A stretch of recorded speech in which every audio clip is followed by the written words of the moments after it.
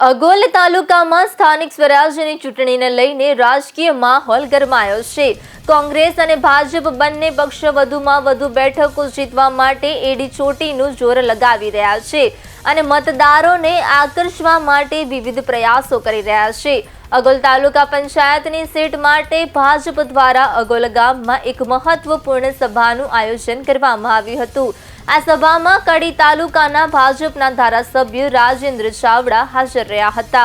સાથે જ મહેસાણા જિલ્લા સહકારી બેંકના ચેરમેન વિનોદભાઈ, મહેસાણા જિલ્લા પંચાયતના પૂર્વ પ્રમુખ પ્રહલાદ પરમાર તેમજ અગોલ ગામના આગેવાનો પણ મોટી સંખ્યામાં ઉપસ્થિત રહ્યા હતા। સભામાં ભાજપના નેતાઓએ વિકાસના મુદ્દાઓ પર ભાર મૂક્યો હતો અને મતદારોને ભાજપના ઉમેદવારને જીતાડવા અપીલ કરી હતી। સ્થાનિક કાર્યકરોમાં પણ ઉત્સાહ જોવા મળ્યો હતો। ચૂંટણી નજીક આવતા બંને પક્ષો દ્વારા પ્રચાર વધુ તેજ બનવાની શક્યતા વ્યક્ત કરવામાં આવી રહી છે।